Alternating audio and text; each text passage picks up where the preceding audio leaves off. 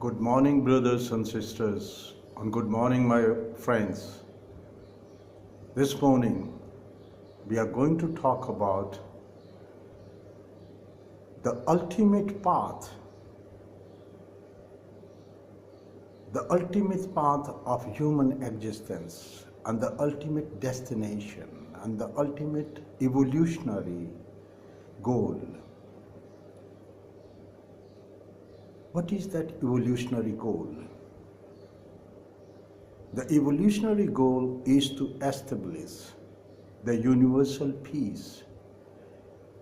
And when we establish the universal peace in the environment, internal and outside, in the microcosmos and the macrocosmos.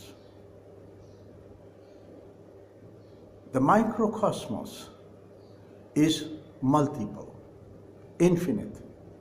Infinite sentient beings represent infinite, innumerable microcosmos. So it is the job of all the sentient beings. But since we know that all of the sentient beings have their own disk operating system, their own default DOS. And this DOS is supplied with the evolutionary wisdom and with the evolutionary states. So they have their own built-in disk operating system. So we are assured about their behavior, their intentions, their way of expression, their way of living an existence. Now who is left? The human beings. A human child, this is the observation which is available to everybody, that the human child comes to this earth almost no DOS, no disk operating system. It comes like a bundle of infinite innocence. If we observe a small little kid of any animal, within few hours, they know exactly where to find the food, how to defend, how to run away, fight or flight. But a human child won't know anything. You leave him in a snake pit and he will just play around with the snakes. So innocent. Why? Because the human child has come without any DOS, with an infinite trust in his or her parents to be his guru, the teachers, the first teachers on earth, the parents. And he came with the choice and with the resolution that I don't need the DOS and I go to earth and my parents will give me all what I need, the experiential wisdom and their good advice. And they will teach me the survival needs and the survival techniques. My dear friends, on one hand we have animals coming with the DOS, coming with all the paraphernalia, all the tools of defense and offense, with the shoes, with their own blankets of thick height, their own horns, and their claws, their canines. But the human being, if you have a look at yourself or anybody naked in front of the mirror, we see that we come naked here. We have no shoes, no horns, no thorns, no claws, no canines, no tools of violence. We come here as an apostle of non-violence. That's just the observation. Have a look all around you. So my dear friend, Mother Nature has created an extreme on one hand. And we see that all the creation is based on the polarity, the law of polarities. We see in the electricity, or we see in any other natural phenomena, there are two polarities. We call that negative and positive charges. We call that male and female. We call that all the polarities, two polarities. Now the greatest job in the nature or of the human endeavor on earth is to bring the reconciliation of both the polarities, of two extremes, the north and south, east and west, and that is the mandate of the 21st century, to bring the east and west together and north and south together. North and south represent the great divide of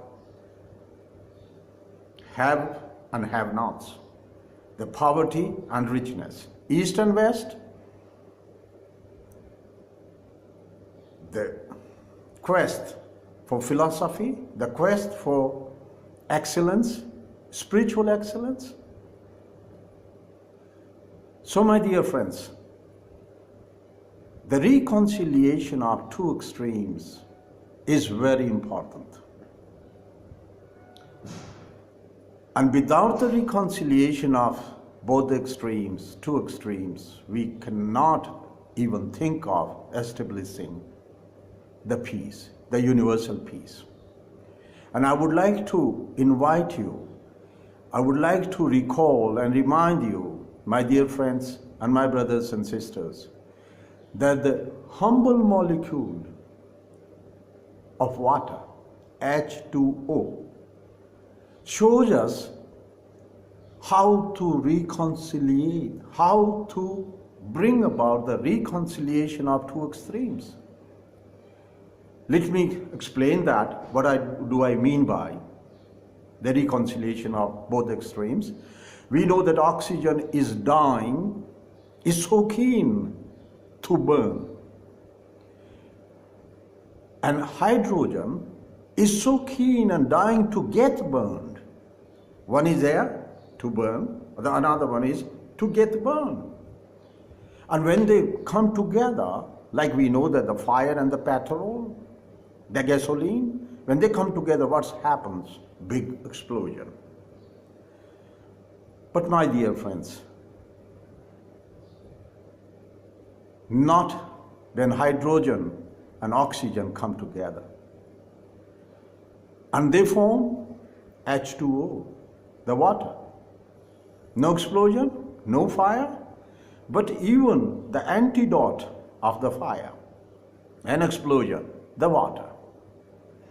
The elixir of immortality, the elixir of life, the water. What is that? That is the greatest example of reconciliation of two extremes. And reconciliation of two extremes and two polarities is so important, and that is what the real meaning and the mystery of science of yoga, to bring together both extremes, reconciliation. And when we perform the reconciliation of both the extremes, we could afford to establish the universal peace. And why we need the universal peace? Because to allow everybody the enough room, enough resources, and a just environment for peace, for progress, and for prosperity. And how could we do that? We have to have the reconciliation of two polarities and both the extremes. And to establish an environment of universal peace and the ecosystem of the universal peace, we have to establish a very firm background, a very firm foundation a great bottom line, a strong bottom line, that we tell our mind, you cannot go beyond that bottom line down to the bottomless pit of your moral collapse and your justifications and your convenience.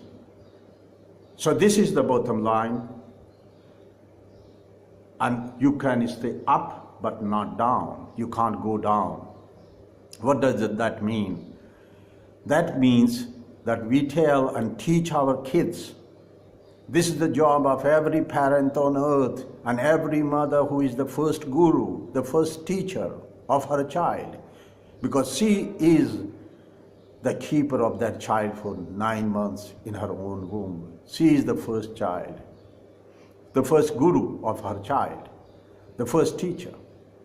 Like the great examples of Shukracharya's mother and the great example of Kiradu, the consort of Hiranyakashipu. A mother could bring out any change, even in the genome. The teachings of mother are so important, and she is the first guru. So the responsibility lies with the mother to teach her child the great feelings, the great law of universal empathy and universal goodwill, and the human rights and the rights of other sentient beings, of their existence and their happiness and the fuel efficiency.